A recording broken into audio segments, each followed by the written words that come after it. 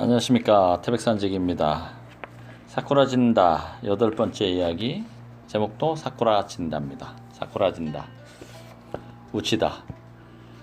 오늘날 일본 지가에게 영속 패전 체제란 조부 세대에 해당되는 사람들의 제도를 설계하고 만들어낸 되도록 이어지는 오래된 여건과 같은 것이라고 생각합니다. 그런데 그 토대가 점점 가라앉고 있습니다. 3대째 정치가들이 그런 여관 운영 같은 짐을 등에 지고 있긴 하지만 자잘한 곳을 되살리려는 어설픈 손질로는 역부족입니다. 시스템 전체가 낡아빠지고 여기저기 망가졌기 때문입니다. 그래서 무의식 적용 중에 이 체제의 해체를 원합니다. 현 정권은 시스템 해체가 더욱 빨리 진행되기를 바란 듯합니다. 아름다운 나라로 운운하는 슬로건이 뜻밖에도 그러한 무의식의 욕망을 보여줍니다. 아름다운 나라. 로라는 말 자체가 지금 이 나라는 추하다는 의미이기 때문입니다. 그들의 정당이 여당으로서 전후 반세기 넘도록 정권을 쥐고 관리 운영해왔으면서 아베를 2번이나 총리 대신으로 뽑은 시스템을 추하다고 말하는 건 논리적으로 모순이죠. 그가 도저히 높은 자리에 오를 수 없는 시스템을 수준이 낮다는 이유로 비판한다면 몰라도 그를 1인지하 만인지상의 지위까지 올려준 시스템을 추하다고 부른다면 참 이상하지 않습니까? 시라이, 그렇습니다. 일본을 되찾는 자는 등 어쩌자는 등 요상한 이야기를 하는데 지금까지 보아왔던 자민당 정권의 모습은 아니죠. 우치다. 그러게 말입니다. 도대체 누가 일본을 잃은 거냐고 묻고 싶습니다. 헌법을 싫어하는 문제에도 같은 논리가 적용되지요. 헌법이란 나라의 최고 규범이고 일본 법 체계를 이루는 골격 그 자체입니다. 헌법의 근거에 구석구석까지 나라의 형태가 갖춰져 있습니다. 이 등뼈를 골격이라고 매도합니다. 이것은 아무리 생각해도 공인이 보여주기에는 이상한 행동입니다. 사적으로는 얼마든지 헌법을 비판하는 의견을 피력할 수 있겠지만 말입니다. 그런데도 모든 공무원의 정점에 있는 총리가 헌법에 대하여 좋으니 싫으니 아름다우니 추하느니 왈가왈가하고 있죠. 감정을 억제하지 못한 채 이런 말을 합니다. 저는 일본이 70년에 걸쳐 만들어온 틀을 토대부터 전부 뒤엎고 싶다는 속셈입니다. 그렇게 생각하지 않으면 그의 언동을 이해할 수가 없어요. 시라이, 틀림없이 전후체제로는 탈각이라는 슬로건은 어떤 의미에서 성공할 것입니다. 제1차 내각 때 아베는 재도전이라고 말했습니다. 정말 재도전했죠. 그야말로 말하면 행동으로 옮기는 사람입니다. 이번에도 자신의 말을 행동으로 옮길 겁니다. 단 전후 체제로부터 탈각은 그가 구상하고 있는 그림과는 다른 형태로 실현되겠지요. 그가 말하는 전후 체제는 제가 말하는 영속 패전 체제와 기본적으로 동일합니다. 같아야 하죠. 그러나 받아들이는 인식이 다릅니다. 그가 펼치고 있는 정책은 전후 체제로부터 이 탈각이라 말하면서도 영속 패전 체제를 보다 순화하는 쪽으로 가고 있죠. 이미 20년 이상 우리는 공정을 걷고 있는데도 그 무리한 것을 보다 철저하게 밀고 나가고 있습니다. 그런 까닭으로 우리는 점점 추락할 수밖에 없습니다. 아베는 전후 일본을 정말로 파괴하고 말 겁니다. 다만 왜 아베 같은 명문 출신이 그렇게까지 르상티망을 쌓아두는지는 잘 모르겠습니다. 우치다. 그런 일이야 인간에게서 어렵지 않게 찾아볼 수 있지 않을까요? 약속 시간에 늦었을 경우 늦어서 미안하다고 사과하기보다 차라리 택시가 사고라도 나면 좋겠다고 생각할 수도 있지요. 비투성이가 되어 약속 장소에 기어가면 상대도 왜 늦었냐고 타박하지 않을 겁니다. 이처럼 자신이 사과하거나 책임을 져야만 하는 사태에 직면하기보다 차라리 파국적인 사태에 이르는 게 더 낫다고 생각하는 인간도 있죠. 2005년에 있었던 건축사 아네하 히데스구의 내진 설계 위조 사건이 그랬습니다. 어차피 지진이 날 거라면 대지진 쪽이 낫다는 생각에 호구로 구조 계산을 했죠. 다시 말해 다음과 같은 사고방식을 갖고 있었던 겁니다. 대지진이 일어나면 어떤 건물이든 무너지겠지만 작은 지진이면 내가 설계한 건물만 무너져 위장이 발각되면서 나만 세간의 지탄을 받을 것이다. 그러나 파국적 사태가 발생하면 그 누구도 나를 직책할 겨를이 없을 것이다. 내가 사과를 하거나 비난을 받기보다 모든 사람들이 불행해지는 게 낫다. 파국적 사태에 이르러 누구의 잘못을 가릴 수 없게 되는 상황은 상당히 매력적인 선택지입니다. 1억 총3회가 그랬듯이 상상을 뛰어넘는 참혹한 사태에 이르면 누구의 책임이니 누구의 잘못이니 하는 말은 나오지 않게 됩니다. 모두가 내일의 끼니를 걱정할 뿐 사람의 잘못 따위는 묻지 않습니다. 어느 정도 시스템이 기능할 때라면 실정은 혹독한 비판을 받지만 시스템이 무너져버리면 아무도 책임을 묻지 않습니다. 도쿄 전력도 그랬겠죠. 후쿠시마 원전 사고도 지금까지 있었던 고만고만한 규모의 지진이어서 피해가 적었다면 정부는 철저하게 조사하여 책임자를 엄벌하는 등 이런저런 말을 쓸지도 모릅니다. 그런데 그렇게까지 일이 커지면 철저한 규모로 정부 내부 연루조가 잇따라 확인되는 그런 일은 일어나지 않습니다. 불가능합니다. 리먼 쇼크 당시 대마불사라는 말이 있었습니다만 파국적 사태에 이르면 이미 책임을 물을 수가 없습니다. 내가 보기에 아베 총리의 전후 체제로부터의 탈각 노선은 어딘가 파국 원망으로 작용되고 있는 듯 보입니다.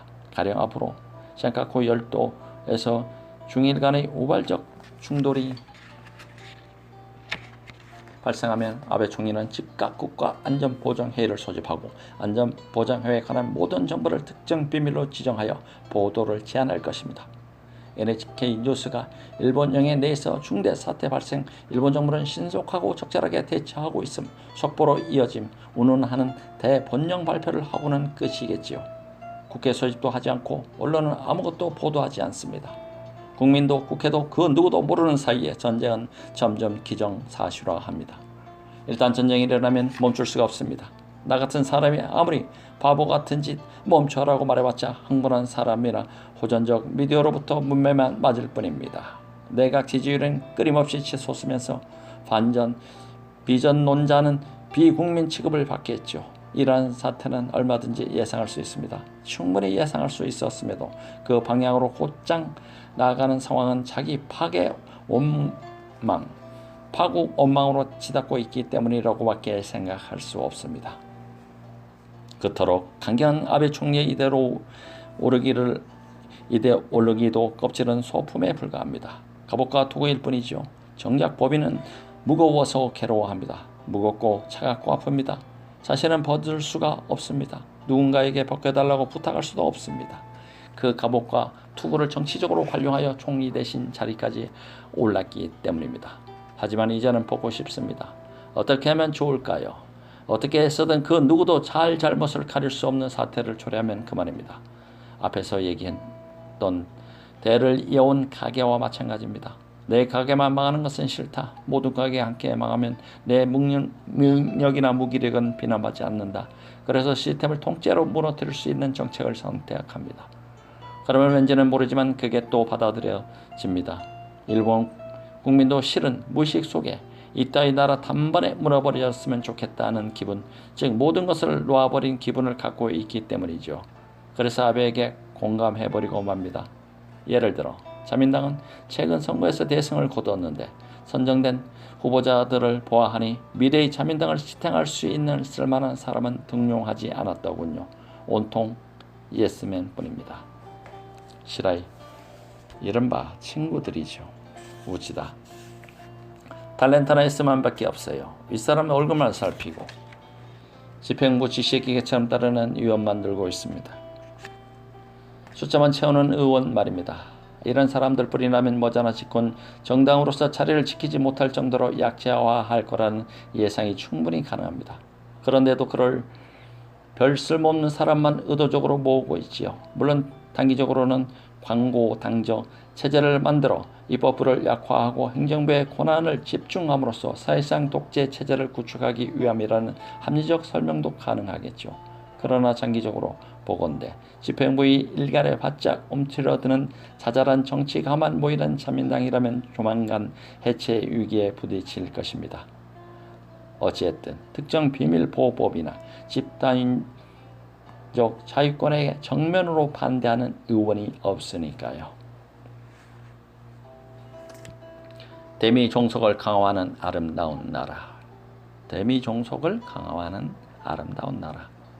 시라이, 자민당도 끝을 향해 치닫고 있습니다. 묻지다. 민주당 쪽은 더욱 빨리 내달리고 있어 문제이긴 하지요. 시라이. 예, 신을 모시는 가마는 가볍게 흘러가는 게 좋다는 유명한 말이 있습니다. 이 말은 가마를 매는 사람들의 사지가 튼실하다는 전제 없이는 성립하지 않습니다. 정권계 전체 구조를 보면 정치인은 대체로 가볍고 모자라지만 떠받치고 있는 관료들은 견실하다는 이야기입니다. 그런데 일본 관료는 우수하다는 명제는 이미 갈갈이 지킨 신화입니다. 그 사람들에게 맡겨두면 그런 대로 괜찮다는 얘기는 더 이상 통용되지 않습니다. 앞에서 자민당이 있으면 재생산기관이 되고 있다는 말씀을 하셨듯이 애무성도 마찬가지를 테죠. 진지하고 착실한 사람은 그런 환경을 견디지 못해 떠날 수밖에 없을 겁니다.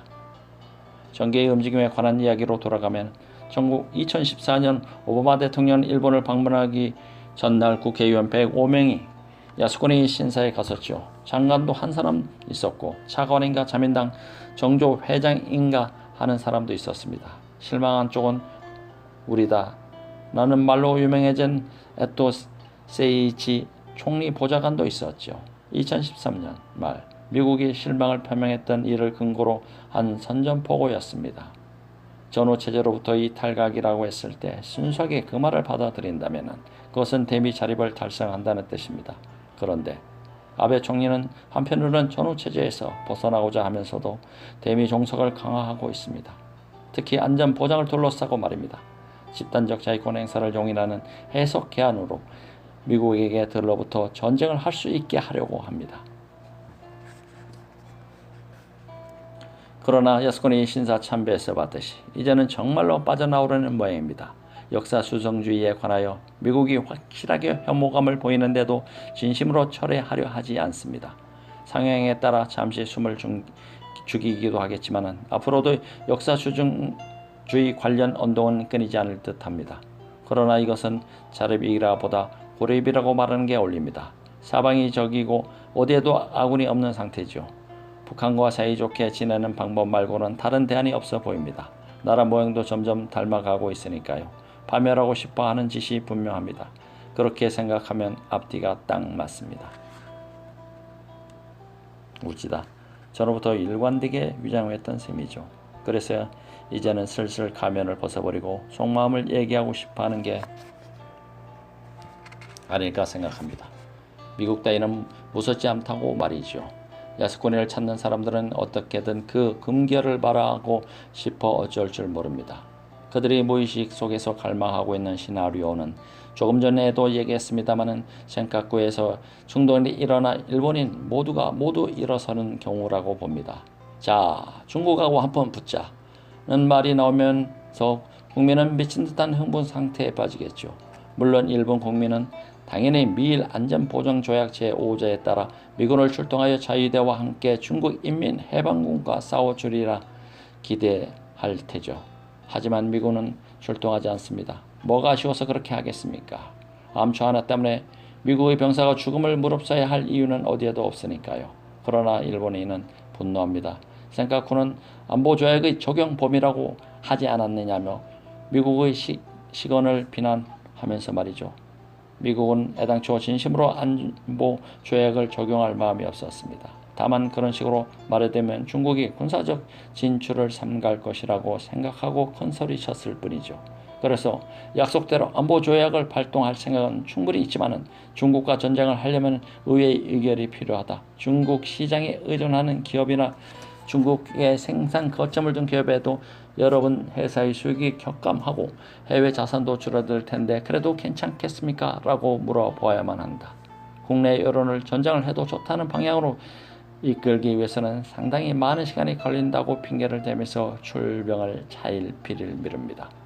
그러면 일본인은 화를 내며 미국은 왜 군대를 보내지 않느냐. 70년 동안 기지를 제공하고 배려 예산을 들여가며 실컷 놀고 먹게 해놓았더니 결국 이렇게 나온단 말이냐고 하겠죠. 미국은 가장 두려워하는 시나리오입니다. 미군은 일본과 중국 사이에 군사적 마찰이 발생한다 하더라도 출동하지 않습니다. 미국은 중국과 싸워서 얻을 수 있는 이익이 아무것도 없기 때문입니다. 그런데 만약 미국이 중국에 선전포고를 하지 않는다면 일본 국내 여론은 하룻밤 사이에 반미로 돌아서 버리고 말 겁니다. 전후 70년간 대미 종속을 통한 대미 차립 노선을 아무 생각 없이 걸어온 일이 얼마나 무의미한지를 전 국민이 알아채는 거죠. 바로 그때 오랫동안 억압되고 은폐되어 온 일본인의 반미 감정이 한꺼번에 분출합니다. 안보조약 즉시 폐기, 주일 미군 기지 즉시 철거, 자주적 핵무장과 같은 위세 좋은 슬로건을 마구 흔들어대는 사람들이 등장하고요. 미일 안보란 공연불에 지나지 않는다는 사실이 밝혀진다면 그런 슬로건에 반대하지도 않을 겁니다. 그렇다면 세계가 모두 적이다. 중국이든 한국이든 북한이나 미국 모두 덤벼라. 똘똘 뭉쳐 전쟁에 나가자처럼 상식을 벗어나는 말에 국민이 열광하기 시작하겠죠. 뭐 그렇게 기이하고 기발한 생각도 아닙니다. 바로 옆에 북한이라는 모델이 있지 않습니까? 일본을 북한식으로 끌고 가면 됩니다. 북한보다 돈이 있고 기술이 있고 병력도 부족하지 않기 때문에 북한보다 훨씬 더 남들이 두려워하는 나라가 될 수 있다고 생각하는 게 당연할 테죠. 여러분, 일본을 북한과 같은 나라로 만드는 게 어떻겠습니까? 핵무장을 하고 진병제를 실시하면 주변 아시아 국가들을 다시 짓밟을 수 있지 않겠습니까? 그렇게 하면 그 누구로부터 두 번 다시 모욕당할 일이 없을 겁니다. 이런 망언을 들으면 마음이 흔들려 고개를 끄덕이는 사람들이 나오기 마련입니다. 그래, 그렇게 하는 것이 좋겠다. 오늘은 일본보다 훨씬 낫다. 과연 전후 체제로 붙어의 탈각이라는 일본이 북한화를 뜻하는 바 있어 바로 이것이 아름다운 나라의 실상이었다며 기뻐할 국민이 나옵니다. 반드시 나올 겁니다. 이런 시나리오는 확실히 일리가 있습니다. 북한보다 훨씬 경제력이 좋고 인구도 많을 뿐 아니라 기술력도 뛰어나 나라가 북한 같은 나라가 되어 고슴도치처럼 주변을 향해 날카로운 털을 곤두세면 지금까지 일본을 겁낼 필요가 없다며 업신여겼던 나라들도 움찔할 겁니다. 일본인을 지나치게 몰아붙이는 일이면 무슨 일을 저지를지 모른다는 식의 평가를 얻을 수도 있습니다. 아베가 꿈꾸는 미래가 바로 남들이 두려워하는 일본 아니겠습니까? 시라이. 그런데 저는 그 사람에게 그 정도로 끈이 있다고는 생각하지 않습니다. 정말로 생각외에게 분쟁이 일어나 자위대가 나서고 교전 상태에 접어든다고 치면은 총리가 기자회견을 열고 발표하겠죠. 단지 아베는 그런 상황에서 장군이라도 된 듯한 기분을 맛보고 싶은 게 아닐까 싶어요. 결국 어린애와 같다는 얘기죠.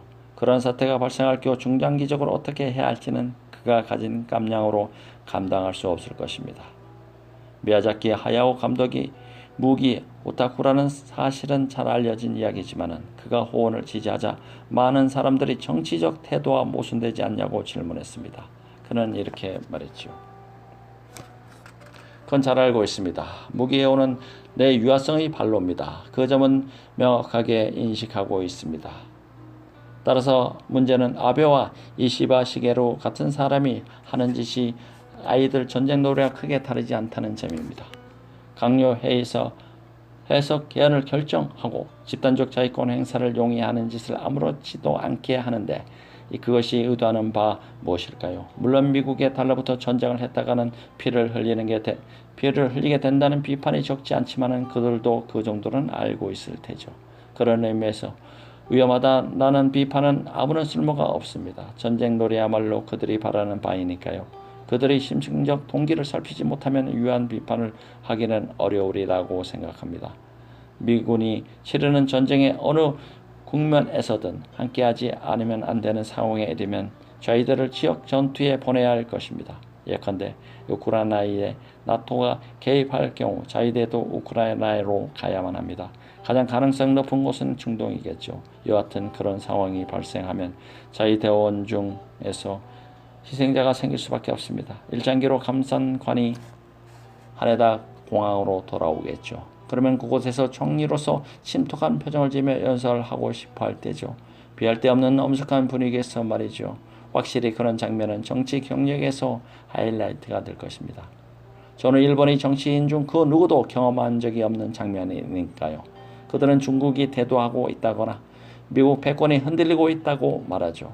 또는 테러와의 전쟁이 필요하다는 등 대국으로서의 책임이 있다는 둥 그럴싸한 소리를 늘어놓겠지만 결국 하고 싶은 일은 그런 장면의 주인공이 되는 것입니다.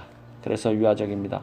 일본 국민의 안전을 진심으로 지키고 싶어 한다면 국제적 긴장을 높이는 정책만 밀고 나갈 리가 없습니다. 따라서 그들의 그럴싸한 발언은 전부 표면상의 명분에 지나지 않습니다. 진짜 용명은 따로 있습니다. 많은 일본인들은 개헌을 하지 않은 그런 사태는 있을 수 없다고 생각하는 듯 하지만 제가 보기에는 순서가 다릅니다. 개헌을 하고 나서 전쟁을 하자는 말이 아니라 먼저 전쟁을 하고 그 다음에 개헌을 하자는 게 그들이 원하는 전략 루트입니다. 그들은 개헌 발의나 국민투표에서 질 수 있는 짓은 절대로 하지 않습니다. 그렇다면 어떻게 해야 반드시 이길 수 있을까요? 자위대가 전쟁에 나가 죽는 사람까지 생기는 상황에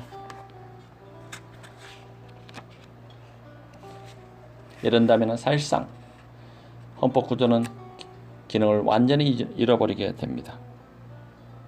개헌은 기정사실로 굳어지며 개헌의 장애물은 사라집니다. 결국 헌법구조는 지켜지지 못합니다. 이러한 전제가 해석 개헌 집단적 자위권을 행사 용인의 노림수이자 노드맵이 아닐까 생각합니다. 우치다. 내가 보기에는 2013년 4월 시점에 개헌을 해서는 안 된다는 백악관의 지시가 있었는 듯 싶습니다. 아베는 그날 참여연 예산위원회에서 무야라마 다마를 재검토하겠다고 말했습니다. 아베 정권은 무야라마 다마를 계승할 생각이 없다고 단언한 셈이죠. 그런데 그로부터 고작 3주가 흐른 뒤 아베 내각에서도 다마는 그대로 유지한다고 정정했습니다. 일본의 언론은 이런 식의 말바꾸기에 관해서 비판이 섞이는 언급을 거의 하지 않았지요.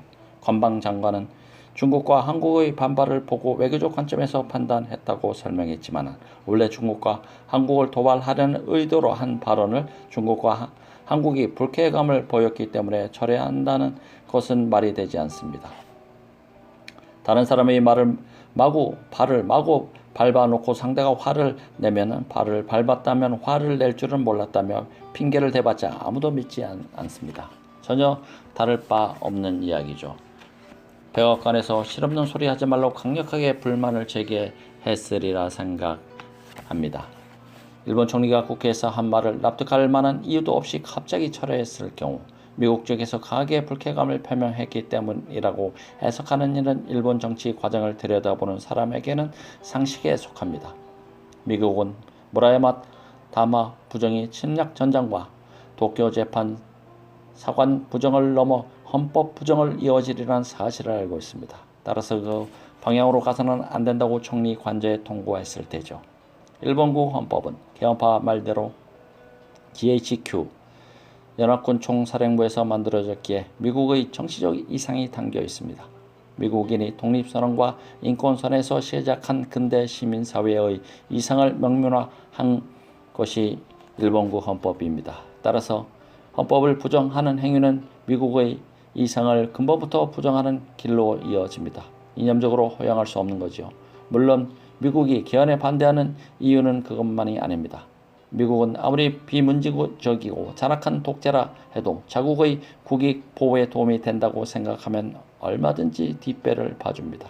그 점에서는 아무렇지도 않게 이중잣대를 들이대는 나라이기도 하지요. 따라서 미국은 그들의 정치적 이상과 무관하지만은 일본은 이용 가치가 있는 나라로 간주하면 개헌을 하려는 마음대로 하라는 태도로 취할 수 있습니다. 그런데 이번에는 그렇게 하지 않았습니다. 결국 현실적으로 개헌에 반대하는 이유가 있었던 것입니다. 확실한 점은 일본이 개헌을 하면 한일, 중일 외교가 약화하면서 동아시아 정세가 긴박하게 돌아가리라는 사실입니다. 일본이 헌법 구조를 폐기하는 순간 전쟁 상대는 누가 봐도 한국과 중국 두 나라이기 때문이죠. 미국의 서태평양 전략은 간단하게 말해 중국, 일본, 한국, 타이완이 우호적이지는 않더라도 동맹관계는 가능하고 적대국이라도 전쟁이 일어나지 않을 정도 수준의 적절한 긴장 상태를 유지하는 것입니다. 중국 인민해방군과 미국 군산복합체 모두 그러한 상태를 바랍니다. 전쟁에 이르지 않을 정도의 군사적 긴장이 정기적으로 발생해야 그들의 이익이 최대화하기 때문입니다. 그런데 일본이 개헌하여 동아시아가 그런 적적 수정의 긴장 상태를 넘어버리면 위험이 따릅니다. 그렇게 되면 미국은 조종자로서의 할 일이 더욱 많아집니다. 시리아, 이라크, 이스라엘, 아프가니스탄 분쟁에 개입하고 있는 상황에서 더는 일을 벌릴 여력이 없을 테니까요. 다시 말해 지금도 벅차니까 더는 일을 벌이지 말라는 게 미국의 속셈이 아니었을까요? 2013년 총리 관저에 개헌은 안 된다고 지시할 때 그런 미국의 의향을 전달했던 것이라고 생각합니다. 미국으로부터 개헌은 안 된다는 지시를 받자 총리 관저는 플랜 B로 특정 비밀보호법과 집단적 자위권 행사 용의를 강요회에서 결정했습니다. 특정 비밀보호법은 헌법 21조 표현의 자유 내지 언론의 자유, 집회와 결사의 자유 조항을 입맛에 따라 사문화할 수 있는 법률이기 때문에 사실상 개헌이나 마찬가지입니다. 그런데 이에 대해서는 미국이 반대할 수가 없습니다. 왜냐하면 맨 앞에 내건 건 법 제정 이유가 미일 동맹으로 미국에서 제공받은 군사기밀 누설을 방지한다는 것이기 때문이다. 미군의 군사기밀을 지키기 위해 어쩔 수 없이 일본 국민의 인권을 제한한다는 법안이기 때문에 미국 입장에서는 거절할 이유가 없지요. 일본 쪽에서 국민의 권리를 희생하고라도 미국의 국익을 존중하고 싶다고 제안한 셈이기 때문에 그만둬라고 말할 수 없지요. 어쨌든 그건 고맙다면 몰라도 말이죠. 집단적 자위권도 마찬가지입니다. 미국의 세계 전략에 발맞춰 군사적으로 측면 지원하기 위한 해석 개헌일 뿐입니다. 실제적으로 헌법 재구조 철폐 효과를 노렸으면서 전적으로 미국의 군사작전 지원을 위해서라고 말합니다. 이것도 미국 입장에서는 안 된다고 말할 논리가 없습니다. 개헌이라는 플랜 A를 미국이 싫어하니까 미국의 국익 증대 전적으로 봉사하기 위한 제도 개혁이다라는 구실을 붙여 플랜 B를 제출한 겁니다. 그래야 헌법 구조와 제21조 휴지 조각으로 만들어버렸습니다. 4월에 미국에서 개헌하지 말라는 지시를 내렸으니까 특별 비밀보호법까지 3개월이 걸린 셈입니다. 이렇게 짧은 기간에 빠져나갈 구멍을 마련한 걸 보면 총리 관저에 꽤 지혜로운 사람이 있다는 얘기입니다. 그게 아니라 헌법 에듀벌련을 띄워놓고 미국의 반응을 살피다가 백악관의 메시지가 안 된다로 확인되자 바로 가만히 설로 미국을 속이는 플랜 B로 대응한 2단계 전략이었다면 대단히 영악하다고 말하지 않을 수 없습니다. 여하튼 총리 관저는 어떻게 하면 미국을 잠잠고 있게 할 것인가 라는 문제에 공을 들이고 있습니다. 어떻게 해야 표면적으로는 굴욕적인 대미 종속을 감수하면서 실질적으로는 헌법을 무력화할 수 있을지, 어떻게 해야 군사적으로 재량권을 손에 넣어 무서운 미국 국가로 동아시아에서 군림할 수 있을지 고민하고 있습니다. 일본은 바로 그러한 점을 지향하고 있습니다. 그 방향성은 확실합니다. 실화에 미국 입장에서 보면 막으려 해도 막을 수 없는 방식으로 일을 진행하고 있군요. 정말이지 교활하기 짝이 없을 정도로 작게만 발달했습니다. 일본을 대하는 미국의 태도도 그야말로 기회주의적이라 아니할 수 없습니다. 미군에 더욱더 많은 것을 주고 무기도 더 많이 사라고 하면서 군사적으로 일본이 독립성을 강화하고 헌법을 개정하여 자립하고자 하는 것은 절대로 허용할 수 없다는 말입니다. 하지만 국가 간의 이야기이기 때문에 그런 건 흔히 있을 수 있는 일이죠. 중요한 점은 미국이 자국의 이익밖에 생각하지 않는다는 사실입니다. 그런데 이 당연한 이치를 인식하지 못하는 상황이 전후 일본의 특징입니다. 그런 기묘한 구조가 변하지 않는 이유는 단지 말하건대 천황제가 모양만 바꿔 전후에도 지속하고 있는 데 있습니다. 그 본질은 알아서 기는 구조라고 앞에서도 이야기했습니다. 여기에는 또 하나의 결점이 있죠. 방금 얘기했듯이 미국이 일본의 국익 따위에는 눈길도 주지 않고 자국의 이익만을 생각한다는 사실을 볼 수 없게 되는 상황입니다. 일본을 지켜줄 수도 있지만 어디까지나 미국의 국익에 도움되기 때문이지 선의에서 나오는 행동이 아닙니다. 생각하지도 않아도 알 수 있는 당연한 이야기인데 일본의 뚝산 대미 종속은 새로운 청황제나 마찬가지로 이처럼 당연한 이치가 보이지 않는 것입니다. 왜 볼 수 없게 되었을까요? 워싱턴 천황과 같은 존재라고 믿기 때문입니다. 천황인 까닭에 천황 폐하가 일본 국민을 사랑하는 것처럼 미국은 틀림없이 일본을 사랑하리라고 믿어버립니다. 미국은 선하고 일본을 사랑한다는 망상이 모든 인식을 가로막았죠. 왜 이런 망상을 애지중지하면서 떨쳐버리지 못하는 것일까요? 돌이켜보면 참 걱정스럽습니다. 결국 쇼와 천황의 문제로 귀결되니까요. 쇼와 천황이 이른바 성단을 내려 전쟁을 멈춘 이유는 무엇이겠습니까? 본심은 평화주의였던 쇼와 천황이 더는 시민들의 고통을 견딜 수 없다는, 말하자면 사랑과 연민의 마음에서 그렇게 한 일이라는 이야기가 있습니다. 그리고 그러한 토대에서 일본 국민이라는 공동체가 형성되었다고들 합니다. 만약 지금 일본이 미국의 사랑을 의심한다면 과거 전쟁 때 천황이 보여준 신민을 향한 사랑 또한 의심하는 짓이나 다름없습니다. 솔직하게 말하자면 성단은 국민을 구제하기 위해서이라 보다 자신을 지키기 위한 일이었다는 점을 인정해야 합니다. 전쟁을 계속하면 자신의 몸도 위태로워질 수 있기 때문에 전쟁을 멈췄던 것입니다. 이 이야기는 일본이 가장 인정하고 싶어하지 않는 히스토리라고 생각합니다. 사실 천황폐하가 우리를 사랑하지 않았다는 사실을 인정하는 일은 너무나 고통스럽습니다. 그것만은 외면하려고 하지요. 그래서 미국은 일본을 사랑한다는 픽션에 매달려 살아왔습니다. 8장의 세 번째 이야기, 자각하지 못하는 뒤틀림. 우치다. 천황제 문제는 조금 더 뿌리가 깊고 국민의 심리도 상당히 복잡하죠. 그래도 일본 국민은 미국의 사랑을 받고 있지 않다고 느끼기도 하고, 무의식 영역에서는 억압되어 있긴 해도 미국을 미워하는 감정이 분명히 존재합니다.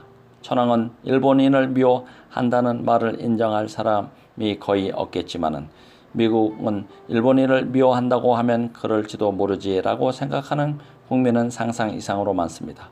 미국을 향한 일본인의 감정은 정말이지 양가적입니다. 하지만 일본인이 미국을 사랑하지 않는 것처럼 보여서는 좋은 일이 없습니다. 그래서 사랑하는 척합니다. 사랑하는 척 해 나가다 보면 언젠가는 노예가 주인을 대하는 것 감정처럼 자발적인 사랑이라고 생각하게 됩니다.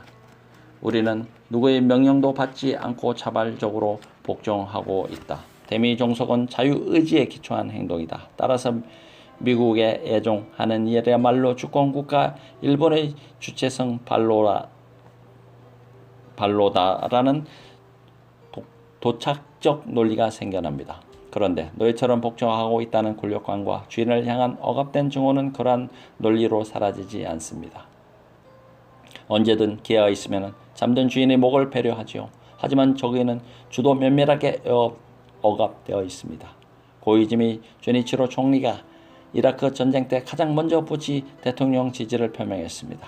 아무리 생각해도 그때의 대량 살상 무기 의혹에 기초한 이라크 침공은 위험한 일이었습니다. 친미 성향의 유럽 국가들마저 미국의 가벼운 행동을 나무랐습니다. 오방이라면 당연히 그렇게 해야죠. 동맹국이 위험한 작전에 뛰어들려고 하면 조금 냉정해져라. 사태를 잘 지켜보고 적절한 행동을 취하라고 충고해야 진정으로 오방다운 처신이겠지요. 그런데도 고이즈미 총리는 미국이 늪에 빠져들 확률이 높을 뿐만 아니라 국제사회에서 위신을 잇고 군사나 재정 측면에서도 손해를 입을 가능성이 높은 부시 무모한 정책에 압도적인 지지를 보냈습니다. 내 눈에는 절벽 끝에 서 있는 사람의 등을 미는 행위처럼 보입니다. 얼핏 보면은 충성과 우애의 포주 같지만은 밑바닥에 아기가 도사리고 있죠. 고이즈미 주니치로가 요코스카 사람입니다. 일찍이 대일본 해군 진수부가 있었던 군왕이죠. 그때까지 소년 고이즈미가 자랑스럽게 올려다 보았던 일장기가 어느 날부터 인지성적인기로 바뀌었습니다.